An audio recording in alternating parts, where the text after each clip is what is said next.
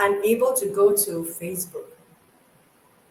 Good morning from the US. Good evening from Singapore. And afternoon is somewhere in between. Welcome back to State of Current Affairs at Passionate World Talk Radio Network.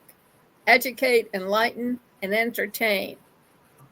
And before we proceed, I would like to invite all of you to sign up at PWR Network, which is PassionateWorldTalkRadio.com. And in the comment section, let us know your thoughts.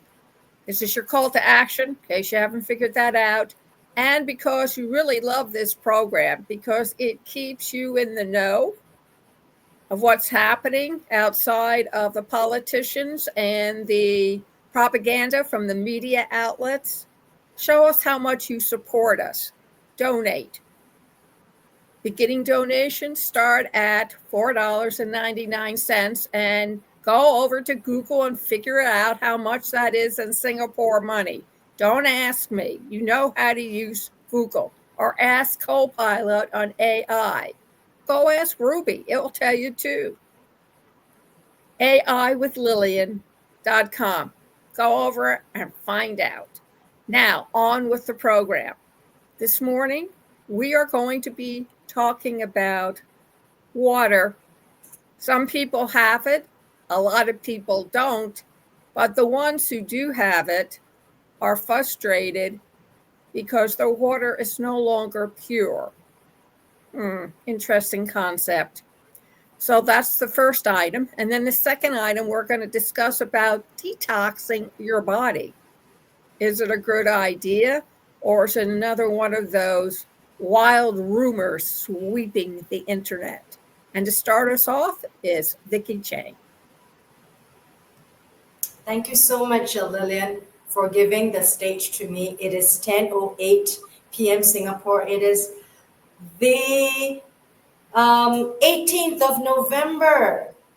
Lillian, we are coming towards the end of 2024. And what a way to wrap up the year with state of current affairs from the US to Singapore for the rest of the world, from the main street for the main street.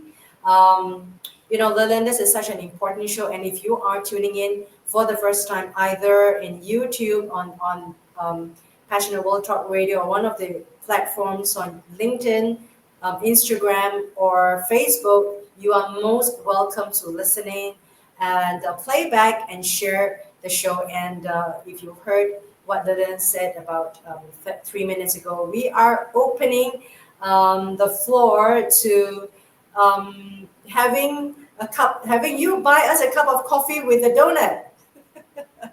And then coming on here to have tea and coffee with us. So that's not only a donation, but that's an invitation to buy us a coffee or tea. Not that we really want it, but it's a commitment from you to buy us coffee and tea. How nice it would be if we all have coffee and tea over this virtual world. So thank you so much, Lillian, for putting that up. I'm looking forward to the listeners or the viewers buying us a coffee or tea at $4.99. And, we can have a round triangular table talk, right? And the more of you come in, the more the merrier. And that's state of current affairs. And just a review, last week we talked about the election results from America. Well, the president-elect, 47th president of the United States, Mr. Donald J. Trump was elected. I've known my whole life that never place your trust in men, which is what the Bible says. Men fail you. I mean, men or women, they fail you. So never trust men or women. Sometimes we fail ourselves. I don't even trust myself, Lillian. So on that note, let's talk about today's article, State of Affairs. We pull up news that is of interest for the viewers, and I would like to report on these news for our viewers so that you do not have to pull the news out. Now, this news article is from Channel News Asia. It says, Syracuse Officials insist drinking water is clean as residents call for a state of emergency. So we've got a picture here. People are queuing up. Several people attended a rally on Tuesday in front of the City Hall building in Syracuse, if it's called Syracuse, New York, to voice concerns about lead-contaminated water. They've got this picture where everyone was queuing in the street. And it says that this woman's Madam Darlene Madley says she can't trust the water coming from the faucets of her tap in New York, her home, if she wants to keep her children safe, even as the city says it's safe. She's worried that the lead pipes might poison her 8-year-old twin boys, just like the paint from the walls at a former apartment years ago. It's terrifying, Madley, 44, told CNN. I must now keep bottled water not only for them to drink, but also to cook. Lillian, a couple of things. Cooking of your water does not wash away or boil away contaminants in the water. It does kill certain bacteria at a certain temperature at 100 degrees, but not all bacteria die at 100 degrees Celsius. I'm talking about Celsius. So this is one of the news that I like to pull up because not only New York faces contaminated water, a lot of places, and I watched the movie Erin Brockovich. I think that taught the general public about water contamination. I think even though I didn't complete the show because I was watching it like on the internet, I think it teach a lot of people that your water is not safe anymore. Not only in New York, think about the wastewater that is being pumped out by manufacturing companies into your rivers, right? They're discharging a lot of chemicals and contaminants and pollutants into the rivers, the lakes, where no one sees at night. And because some of the countries, all these contaminants factories are actually in far-flung rural places because those places are the cheapest to build their factories. If they pump it out and discharge those water into the rivers, it will go downstream. So people along downstream, they will pick it up. And any contaminants will not be washed away because a contaminant is a molecule. And no molecules are destroyed or created. Well, they can be transformed. That's why we'll talk about detoxification a little bit later on. But I just want to say that we forget that pollution is one of the greatest and biggest threats of humanity besides climate change. And we're not going to talk about climate change right now. Let's talk about an environment whereby we talked about this like months ago. Formaldehyde that's in our paint, in our fabric, upholstery, plastic bottles, household appliances and household detergent, chemicals that you are being like you're just living in a world of contaminants. But not only that, the next article I want to say is that this other picture that only those who actually click on the link below, if you follow the link, it shows that a lot of places, a lot of ways, your water could be contaminated. Number one, like what I said, the water that is being contaminated by manufacturers, factories, when they discharge their contaminants, chemicals into water sources like rivers, lakes, streams, and down the stream, you will get them. Not only the water, the fish will all be contaminated. And if you do eat the fish because of fishery, fish farms, they all will be contaminated. You are eating fish. You're eating seafood or river food that is filled with toxin and chemicals. That's about factories that is polluting the environment. And Why do factories do that? Factories do that because they can, or they do that because they're undetected. They do that because there aren't regulations. They do that because they are regulations, but they're not checked. Or they do that, they've got regulations, they are checked, but there's no consequence. Or there's consequence of fine, but then the companies decide that the fine actually is too little to actually supersede their bad behavior in the manufacturing world.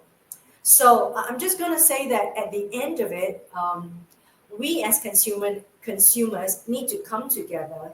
As again, we must come together as one big force. So make sure governments do regulate and enforce, and then there must be consequence. And also make sure that B2B businesses, corporations, MNCs, they abide by these regulations, or they have independent checks to ensure that they do not discharge contaminants into the world. Now, the second way your water can be contaminated is groundwater, right? And how do groundwater get contaminated? There's a picture here, if you look at the link. Can't really see here because of the reflection. They could groundwater that is deep down into the earth, and when you pump into the earth for the water to come up into the pipes that kind of goes to all the community, the water below your ground can be contaminated by, number one, landfill. Number two, fertilizers, right, if it's not organic. Now let's talk about landfill. Singapore has a landfill, and I will tell you my own experience through Singapore. Our landfill is actually built on a little little island that is actually off the coast of Singapore. So what we do is that things that aren't able to be incinerated, because we collect all these rubbish, right? Because it's a small island, and most countries do that. If you are a developed country, you have an institutional effort. You pay the government, and they must work to collect your waste. So a lot of countries do that, right? Your trucks go around the community. They collect the waste maybe once a week, etc., and they put it in some countries into the landfill, which is far away from the community. So in certain communities, they place the landfill, and over the years of 1 year, 10 years, 20 years, 30 years, that landfill becomes a whole mountain, right? Now, in very well-developed countries, first world countries like in Europe, in America, you don't see the landfill because they're far away from the communities. And if they are in your backyard, people do protest, right? However, if you go to developing countries or developing countries, there aren't landfill and rubbish is strewn all over the street. If there are certain institutional effort, I'm talking about institutional efforts from the government, it will go to certain landfill near to certain poor communities whereby they do not have the right to protest. And when they're protested, or they either do not know that they have rights to protest, or they're too ignorant to know that these landfill are really, really hazardous for the health. So they will be shipped to a landfill that is like a mountain. Now think about all these landfill, and then when they try to disintegrate throughout the years, of course, a lot cannot be biodegradable. They actually go into the ground because they start to become, there's certain contaminants that can break down into other contaminants. They go into the ground like liquid. If it rains, it goes into the ground and it seeps deep into the ground through the years, and it goes into your water. And the whole community, if they consume the water out there, they will be polluted. And the word pollution is very serious. We're talking about chronic diseases, damage to your kidney, to your liver. You get blood cancer, leukemia, and it damages wherever the weakest link is. You start to have tons and tons of ailment where you do not know where they come from. So now, I'm just saying that this is important, everyone. If you come and if you're listening or watching from a third world country, we're being listened to in over 100 countries. If you are listening in from a third world country, if you look around you, 10 kilometers, 20 kilometers, there is a landfill, right? They are not there just because of the rubbish. They can affect your health through air pollutant, through the ground pollution, and also water pollution. And your children is most at risk. And if you are from a developed country or a developed country, first world country, or a developing country, and if you do know of such knowledge, I think you have the responsibility to act on it so that your officials in that community, your mayor, your governor, your city town hall, will clean up and make sure these landfill is separated. There are plastics, there's paper, there's textile, and things that cannot be incinerated. It must be packed and put well in probably likened to pallets, right, for shipment, so that they will not go into the ground when they try to disintegrate, and your water will be somehow protected. I mean, people do need such knowledge. Either if the listeners are from developed country, developing, or an underdeveloped country, you all face this. Why? Because each and every one of us are a pollutant ourselves. We are polluters. We are a polluter because we use things and we throw things and we don't throw things properly, right? And if there isn't institutional effort, that's even worse. So in underdeveloped countries, you do not have institutional efforts. Institutional efforts means you do not have governmental efforts, like you have the trucks coming in every week to collect your waste, and then after they have that sorted. We're not every country is like Japan. Not every country is like South Korea or the French or the Germans, right? Or maybe parts of in America. Because we are not to that level of public service, a lot of us are living in places whereby we have a lot of contaminants, a lot of chemicals where we don't even see or hear or smell or taste, right? Because a lot of these contaminants come in minuscule level and they build up in your system throughout the years, and you can't get rid of them.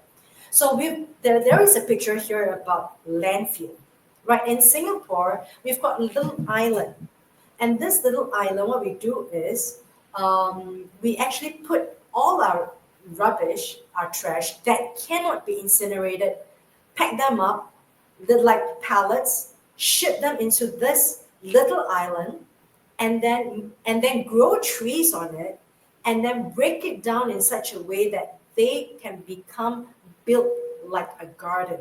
So our landfill in Singapore is as beautiful as a golf course, because I've been there, so that people can actually go there and have golf. But how many countries are environmentally conscious to make sure their landfill looks as good as you could live in it, like a country club? Not many. So we are being forced to do that because Singapore is such a small island, and every little inch of our island or island around our main island is made use of in a good way for the people to live in. So this is what I call landfill. But the other way of getting rid of your trash and rubbish is by incineration. Now there are risks of incineration again.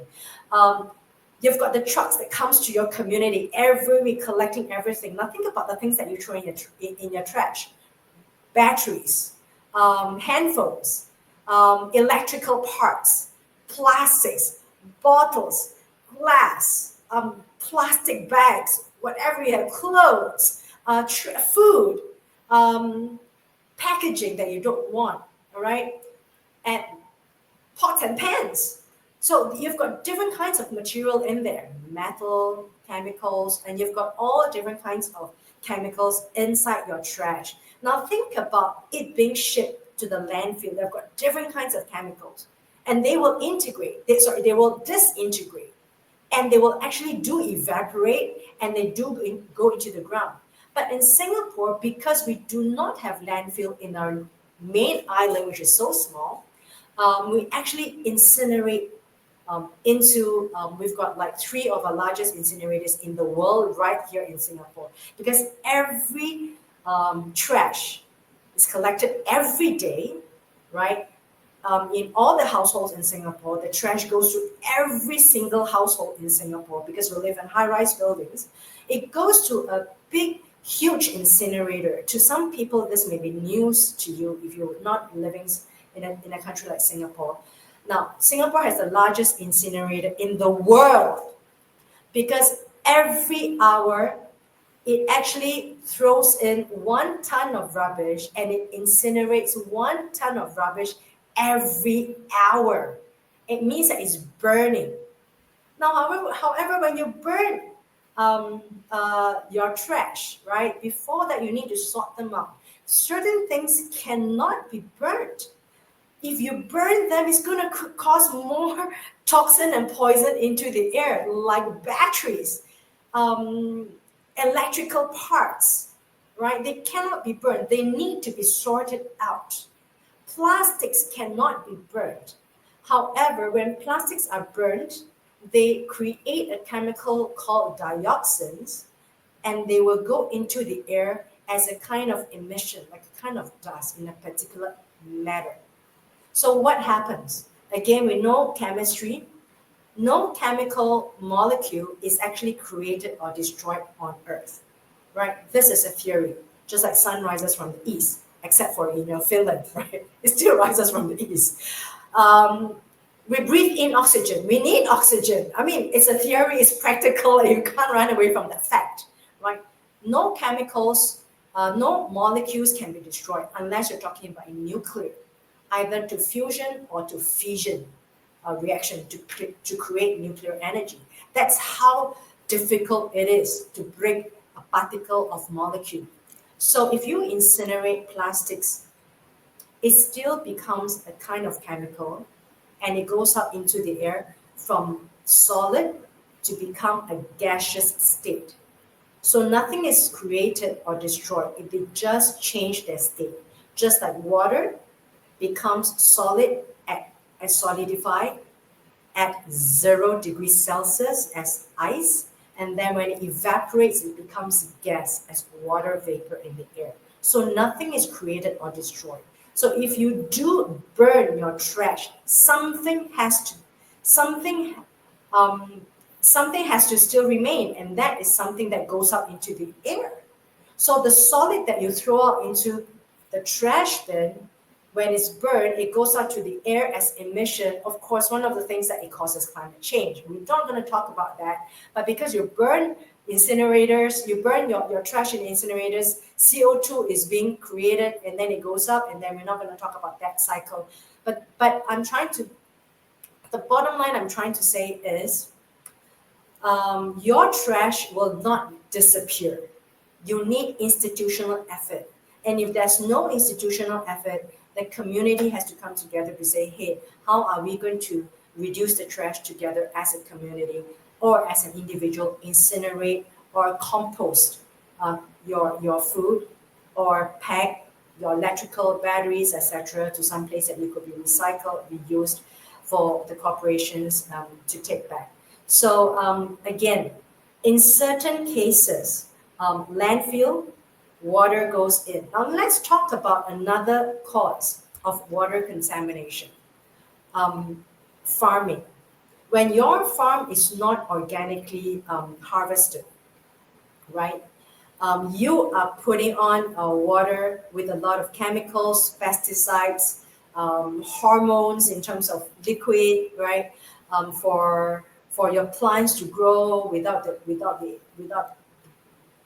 insects coming to eat or the worms coming to eat.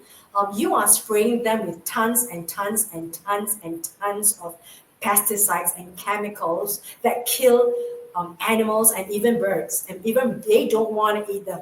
Okay, and imagine if throughout the years these chemicals are sprayed in your agricultural land, and when it goes into the water, they're mixed into the ground with the groundwater. Now think about these water that is collecting all the chemicals from the chemical fertilizers or hormones or pesticides, the tons and tons of chemicals throughout the years. It goes into your groundwater and then it goes somewhere and you pump it up and you drink it. So I'm going to say that a lot of our diseases right now, we can never find the causes. Why? Because they're already in our grounds. So I think state of current affairs, we are so current right now because we need to educate consumers that we are not safe anymore. We're not even talking about climate change. We're talking about the things that we're drinking. Yes, a lot of people are not bothered about climate change. They think, okay, it's not going to happen in my lifetime. I'm not going to be flooded because I'm living on high ground. I can afford the inflation. But think about your water. Think about that and think about the water, the chemicals that is going to go to your children and your neighborhood. So that is an alarmist. I'm not an alarmist, but that is an alarm, an urgent emergency to call for people to go out to the streets. And here we see people are out in the streets in New York, in a city called Syracuse, if I read it correctly. People are protesting, and the city says, no, the water is safe. I mean, what else can they say? Because you can't extract chemicals from water is in the ground anymore. The only thing you can do, yes, provide institutional filters, carbon filters. And carbon filters are expensive. They're not 100% effective in removing all of your chemicals. They could remove only certain of your chemicals. So, Lillian, this is the two very important articles that I have given. The first article, you can find it in the news there over at CNN.com. The other article is filter.water.com. Filter.water.com. You can find a lot of information about water and how the groundwater, your drinking water, is contaminated. A final article before we go, which is so important to all of us. I'm not a health freak, I'm just a normal person that is aware. Like, I do not want people to think that, hey, Viki, you're a health freak, you're an extremist. No, I'm aware because I'm aware of what I'm putting into my body, because I want to have a life that I could live till old age, that I have energy, I don't have diseases, I'm not going to pay the doctors, I'm not going to have tubes inside me, because I still want to run, I still have a life to live as productively as possible. And you want that for your family, right? Because life is hard. And because we have struggle in our life, we want to make sure that we live a good life at the end of the phase when it's time for us to live well. We want to live well. So I'm not saying this because I am trying to convert anyone, because there's so many schools of thought out there. People who say that you're a health freak or that you're just an alarmist, and some people will think that, hey, it's not going to kill me.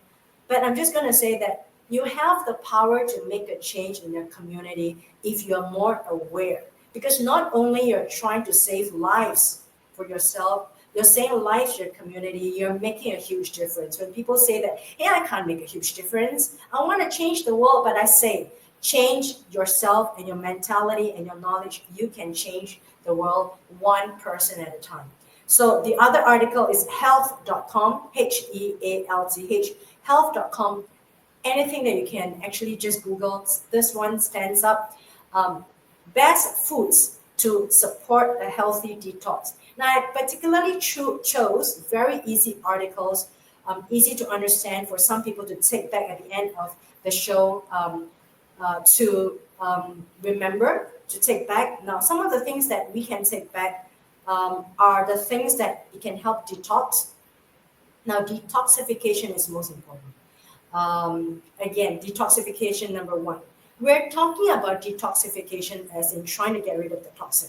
It doesn't mean that today you detox, you're going to flush out the toxin in your body that's been built up for the last 40, 50 years. It doesn't happen just once. If you've got toxins in your body for 30, 40, 50 years, you probably need a couple of years to detox. It means that you need to change your regime, your dietary pattern, your lifestyle, your mental, your mental, I should say, the way you receive messages, the way you eat, the way you breathe, the way you exercise, your way of life. And that will take time for you to have an effective detoxification for your organic system. Now, detoxification doesn't happen just one day. It's just logical, right? The things that have been built in your body over the years. Number one, um, cruciferous vegetables. Cruciferous vegetables are your cauliflower, your broccolis. They are all your cruciferous plants. That's number one. Things that can help you detox. Of course, we know leafy green vegetables. Why? Because they have all the phytonutrients and phytochemicals. Okay, and all the best vitamin E's. The best vitamin E's, it's known to be the most effective anti-aging vitamin E. It protects your cell from damage. It protects your cell from cellular damage, from positive ions. Okay, let's not talk about the science. Number two, berries. Every kind of berries, blueberries, strawberries, cranberries, raspberries. Number three, garlics, my favorite because they're cheap. I can get them and I'm just gonna bite them every morning with my honey. Garlics. Garlics give you strong immunity. Number four, green tea. I have my bottle of green tea every day. Now, please have your green tea and make sure, ask yourself, have I had my green tea today? And of course, the biggest things in America right now, the trend is matcha, right? The Japanese green tea. Have a cup of matcha. Turmeric. Turmeric is a kind of very yellow ginger with a very pungent smell. I love them. You can buy turmeric in the form of a powder, just with a little bit of water, just drink it with some brown sugar. There you have it. You've got a great turmeric tea, right? Cheap, good for detox. You don't need to go to some huge rehabs, health rehabs. You don't need them. You just need to buy them off the shelves. Okay, next, citrus fruits. And I would recommend two of my favorite citrus fruits that I've studied throughout the years. Cheap, effective. Number one, lemon. Number two, grapefruit. Okay, now if you miss anything that I've said, please get your lemon water, cut them out. You can boil it with warm water or just cut them if you're lazy. Just put it in your water and just drink it. Let the vitamin C and let whatever bioflavonoids seep up through its skin. Now, lemons, even though it's very, very citrus, it is acidic when you put in a litmus test, but it has an alkaline effect on your blood. An alkaline effect is important because when you're alkaline in your blood, it wards away all kinds of chronic diseases. When your blood turns acidic through red meat, processed food, stress, little sleep, right? Then your blood becomes acidic. All kinds of diseases will just set in. Okay? So two kinds of fruits that is cheapest in the market: lemon and grapefruit. And grapefruit is bitter. It's good for your health. It has an alkaline effect. Now, a lot of things I like to remind people, even though orange, citrus fruits like lemon, orange, they could be acidic to the taste, but they have an alkaline effect on the body when you actually eat it. Now, that's very important because I hope to demystify this. And the reason I'm doing this, because I can say this because I've been researching, I've been reading for like a good part of my life on healthy foods. And why that? Because my dad died of liver cancer. Now think about what liver cancer does to you and why do you get liver cancer. We'll talk about that in the future. Ginger, the seventh most easy food to get. Ginger water. Crush it, put in some hot water and drink it for the rest of the day. It gives you energy, it boosts your immune system, it clears your mind. Number 8, rosemary. Rosemary tea, put in, crush in. You don't need expensive, like celebrity endorsed healthy foods. You don't need that. Okay. Foods with resveratrol. Now, resveratrol is a chemical that is likened to vitamin A, and you can find resveratrol in grapes. That's why red wines, grapes, they actually have resveratrol, and resveratrol is found to be anti-cancer and is actually anti-aging. That's the latest word out there trending in the world right now, anti-aging, longevity. Number 10, food with something called lycopene. Lycopene is something that is found in tomatoes, guava, watermelon. So there you have it, 10 simple garden fruit or food that you can find in your garden, in your fridge, or in the supermarket, cheap, inexpensive, something you can grab. But what the word is consistency. Don't expect to take your green tea today to ward off cancer tomorrow. So over to you, Lillian. Okay, we have come to the end of our program. And to wrap it up, please remember, you want to keep the show on the air so you get the unfiltered truth. No pollutants, no chemicals, no mouth pollutants, no propaganda. This is for you. Tea, coffee, and a donut. Go over to our website, Passionate World Talk Radio, talkradio.com. You will find us. There's a donate button there, $4.99. Also, you may want to contact us about getting your memoir out to the wide world, which probably includes the space stations. There are a couple of them up there now with GDM, Metropolis Education Publication Production. Contact us at pwrnetworkllc@gmail.com. Give us your name, give us your phone number, unless you're overseas. So give us your email and when you want to get started. And we will take it from there. That's one of the companies that sponsors our show, along with myflex.com. Go over to http:// with Lillian.com. Take a look, sign up monthly, and go like the wind. You know why? Because in 2 years, heck, in even 6 months, it will change so much that you'll be left behind and swept up with yesterday's garbage and dumped in that Singapore landfill to become one with nature. And also buy the Obstacles of Podcast Training. Everything and anything you always wanted to know. Get your kid involved. It does help them in school. https:// education.passionateworldtalkradio.com. Thank you very much. Tune in tomorrow where we have more news for you to assimilate and live a healthy life.